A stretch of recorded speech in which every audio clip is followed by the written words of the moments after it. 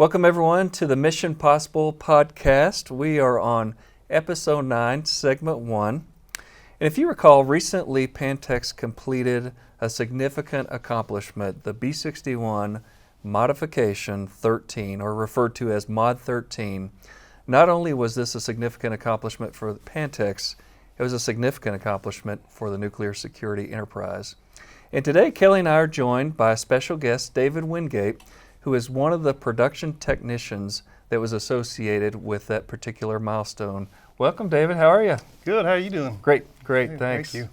Yeah. So tell us a little bit about the first production unit. What was that like for you to experience that, and maybe a little bit about what you've done as a production technician over time. So I've been out here for about 28 years now. I've started up the Mod 12 and the Mod 13. The Mod 12 is a little more difficult to start up because it was a fresh production roll. The Mod 13, since we were already in production on the Mod 12 so well, for the last 4 years or so, the Mod 13 was a pretty easy step to get into. So it went pretty seamless. The Mod 13 did, and it's actually been a good time. I work with a good group of guys, so it just was real seamless all the way around. Great. And we had a lot of chances to celebrate with you guys. The last production unit on the 12 occurred earlier in the year, and the 6113 was moved up almost 11 months. It's a real testament to the people at Pantex and the entire enterprise to make that happen. But you've been here a while. I'd kind of like to learn a little bit more about who David is. Tell us a bit about yourself. Myself, well, recently me and my wife bought a camper, so we started camping. Nice. Other than that, I just work and camp, and that's what we do anymore. It's been a good time working here at Pantex. I mean, there's been a lot of ups and downs, but all in all, it's a good job. It's a really good job to have. It's satisfying to knowing that we're building a product that goes to our military for our national defense, and it's going to be in the stockpile for many years to come. And that makes you feel good, knowing you're involved in that. And with the way the Mod 13 rolled out, it was, to me, really impressive how fast the weapons complex got together to be able to streamline that, to get it funded and all the stuff to happen for us to get to build that so soon. Right. The team that you work with, you'd mentioned them earlier. Do you have any good stories about some of your teammates you want to share? Now remember, they're going to see this. Yeah, probably nothing that needs to be said on air. I mean, there's a lot of little things, but everybody has their quirks, and it's a good time, You get to working down there for so long with guys, close like that every day. You get to learn a lot about them, and everybody becomes a pretty close-knit kind of family, You've been out here how many years now? It's I'm 3 months shy of 28 years. 28 years. That's impressive. Yeah. I've been gone 28 years. Yeah. Now I'm back, right? The discussion that we were having off air, you were talking about how things have changed in that 28 years. Anything you'd like to kind of share with people that don't get down on the line very often? And well, I mean, as far as the line, things have seems a little more stringent over the years. I mean, that's just kind of the nature of the beast. As we get smarter, we learn more, and we get more controls on things, ESD and all that good stuff. I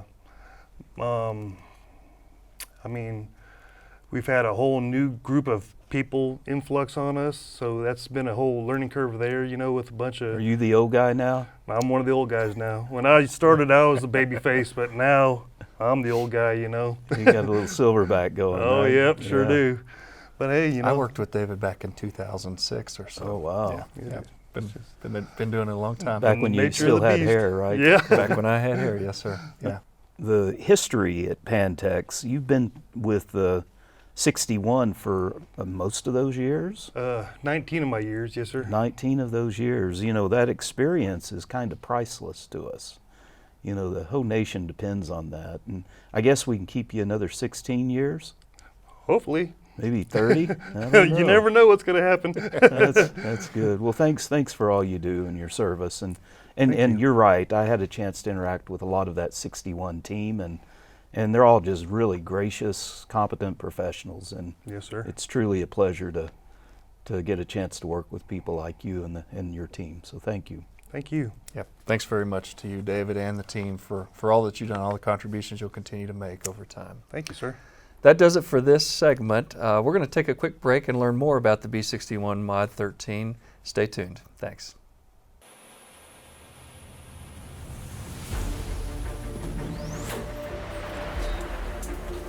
Since 1968, the B61 nuclear gravity bomb has served as an important pillar of the U.S. nuclear deterrent.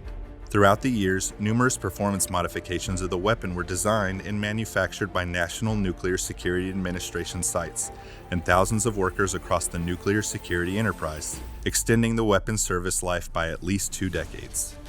Earlier in 2025, the last production unit for the B61-12 modification was stamped and deployed to U.S. Air Force and NATO bases. Now, the B61 Life Extension Program is celebrating the 13th modification's first production unit, a significant milestone in the life extension process. The B61 Mod 13 is a modern strategic gravity nuclear bomb. It is based on the B61-12 and it incorporates all the advantages of the Mod 12. And because of the effort they have put into delivering this weapon early, it sends a message to the world. It sends a message to our adversaries that the United States remains a steadfast nuclear power. And it sends a message to our allies that the United States can be relied upon because of our nuclear deterrent. Completing a first production unit is typically the culmination of many years of design, testing, production, and evaluating every component that is then brought together for final assembly into a complete unit. For the B61-13, the team was able to leverage the design attributes of the B61-12 to accelerate initial design, authorization, and testing. Due to urgent national need and trying to deconflict from other high priorities within the complex, we worked really hard to think of creative ways to pull that schedule to the left. That timeline has never been seen before within the complex. And using that in collaboration with all the teams, we shaved 11 months off of that original estimate to go from 24 months to 13 months. It was a big lift across the whole complex. This project was very collaborative, probably the most collaborative I've seen in all the projects I've worked on. We had Pantex and Sandia and Y12 and LANL and Kansas City and NNSA all in one room, and we planned out exactly what would have to happen for this project to succeed and for these challenges to be overcome. We were able to leverage much of the B61-12 design, especially the aspects around safety and security, which helped us go fast on this program to be able to gather the qualification evidence needed to declare very quickly that we could both qualify and go into production with a design we had high confidence in was safe and secure. 6 NNSA sites played important roles in accomplishing the B61-13 first production unit and will continue to play a big part in full-scale production. Production is hard, even when we don't have an accelerated schedule. So this program went from an idea to making parts on the floor in a very rapid pace. And so we had to push the limits of the product realization process and really have a different mindset of how we were going to approach the challenges to fielding this system in a rapid way. This excellent collaboration is really what allowed us to produce exceptional results in an unprecedented time frame.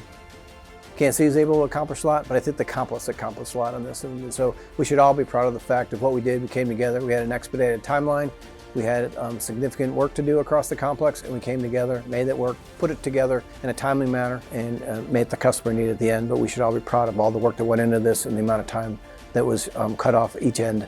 We have this more of a significant milestone for us. So it was only a year ago that we were funded across the sites to begin Mod 13 activities.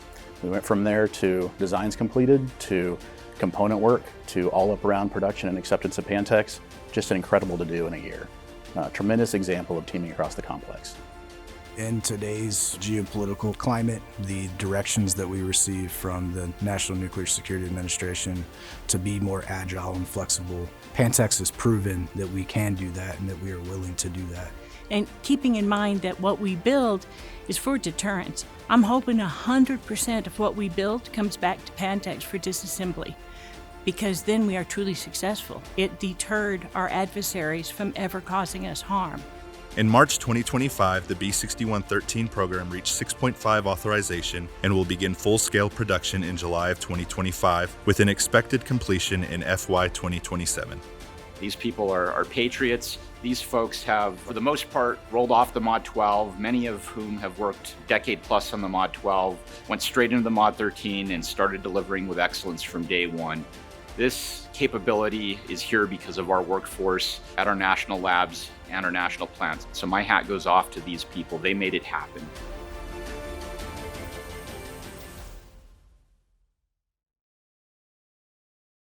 Welcome back to episode 9, segment 2. We have with us today Jenna Lopez, one of our interns with communications. You'd said you recently graduated. Yes. Yeah, tell us a little bit about your story. Yeah, so I graduated from West Texas A&M University with my degree in public relations, advertising, and applied communication just in May. And then I started interning here 3 days later. Congratulations. Awesome. Congratulations, Thank yeah. You were mentioning you're from local area. Yes, yeah, I'm from New Mexico, but Amarillo is actually the closest Walmart and, all the shopping things. So my whole life, if we ever needed anything, we were in Amarillo. So even though I'm not local, I feel like it. You had a graduating class, how big? From high school, I had a graduating class of 4 people, including myself. We were little bitty. That's awesome. Yeah, really, really small. But I really feel like I got a good education because they could really focus in on us. Well, that's wonderful. Yeah. You've started here when? 7 weeks ago. Okay, so 7 weeks in. What's your impression? It's great. It's great. There's a lot of moving parts, but everyone works together so flawlessly that you would never even know. So Yeah, it's awesome. 35 interns, if I recall correctly, that started this year. Do you get to have some time as a group together to go and do things? Are you getting that kind of engagement and camaraderie with the interns? Yes, Yeah. we are. Yeah, we are. good. We all get to go on tours and all the trainings together, so we get to see each other pretty often. It's really nice. Yeah, that's good. Yeah, That's good. It's good. It's very good. I was a summer intern back in 1982. Oh yeah? My wife was also a summer intern in 1982. Oh, I see. Isn't that interesting? 39 years later, it's so you never know what might happen during a given summer. I'm just saying. It's very true. It's very true. Now, as an intern, you typically work on projects. You've been working on a project this summer? That's correct. Okay. Yeah. You want to tell us a little bit about that? Sure. So there's a graphic design intern. Her name is Catherine Vo, and we are partnered together. We're making an intern yearbook. It is the first one ever at Pantex. Okay. It's a new project, and it's just documenting the interns that are here this summer, all of our trainings, our tours, the projects that they're working on, because it's, whenever you leave your internship, you don't usually have pictures or anything that you can take with you. So this is a way for interns to be able to, show their family and friends, hey, this is what I did. These are some of the people, and it's just a great way for them to keep some memories. So it's the first of its kind, like I said, and we're looking to start a tradition. So hopefully, every class of interns will get to have their yearbook. Well, that's good. I'd be interested. That's a fascinating idea. Who came up with it? So this is actually a partnership between HR and communications. Okay. So they kind of collaborated and brought us in on it. Since we're interns, it's easier to work from the inside, So so it was a good collaboration between the two, and we got us started on this project. Oh, that's awesome. Do you have any big takeaways that you've learned so far in the 7 weeks? Yeah, absolutely. I think the biggest thing for me is that a communication degree is really versatile.